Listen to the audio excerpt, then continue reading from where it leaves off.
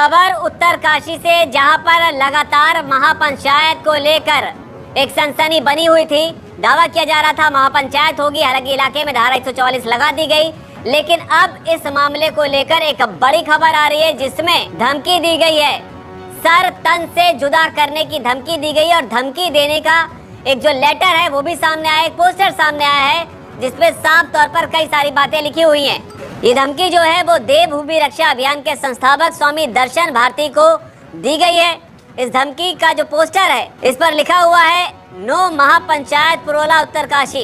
इसके नीचे चेतावनी देते हुए किसी मुशर्रते इनकलाब नाम के शख्स की तरफ से चेतावनी दी गई है। लिखा गया है आरएसएस और भाजपा के भगवा आतंकवादी, अगर पहाड़ में हमारे किसी आदमी को नुकसान पहुंचाया तो पहाड़ी, आगे गाली दी गई है, तो तुझे पहाड़ जाना होगा या तेरा सिर कलम कर दिया जाएगा और गजवाए हिंद की शुरुआत इंशाअल्लाह उत्तराखंड से होगी।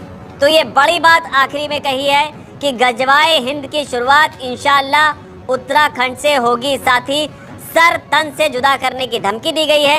ये धमकी जो दी गई है वो देवभूमि रक्षा अभियान के संस्थापक हैं स्वामी दर्शन भारती, उनको दी गई है और बताया जा रहा है कि धमकी जो है बाकायदा पत्र भेज कर दी गई है। इतना नहीं, सिर कलम करने वाले को 5 करोड़ रुपए का इनाम देने की बात भी कही गई है। इसके अलावा जो जानकारी निकलकर सामने आ रही है उसके मुताबिक धमकी का ये जो पत्र है वो पत्थर में लपेटकर उनके घर में फेंका गया था। हालांकि अब जानकारी पुलिस को दे दी गई, लेकिन बयान आए हैं इस मामले को लेकर। लेकिन बयानों से पहले ये भी जानना जरूरी है कि जो खबरें निकलकर सामने आ रही हैं उसमें बताया जा रहा है कि दर्शन भारती और उनके घर पर फोर्स तैनात की गई है।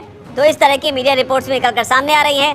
धारा 144 पुरोला में लगाई गई है और फ्लैग मार्च करने की तस्वीरें भी लगातार निकलकर सामने आ रही हैं। लेकिन जिन बयानों की हम बात कर रहे थे, स्वामी दर्शन भारती का कहना है कि उन्हें धमकी मिली है, लेकिन वो किसी की धमकी से डरने वाले नहीं हैं। सनातन धर्म संस्कृति के लिए उनका संघर्ष जारी रहेगा। देवभूमि उत्तराखंड से लव जिहाद ऑनलाइन जहाज को बाहर किया जाएगा। साथ ही उनका ये भी कहना है कि ओबीसी के कहने से महापंचायत पर रोक नहीं लगेगी, ना ही उत्तराखंड के लोग असदुद्दीन ओवैसी को जानते हैं। हम बस इतना जानते हैं कि ओवैसी पाकिस्तान और जिहादियों का एजेंट है।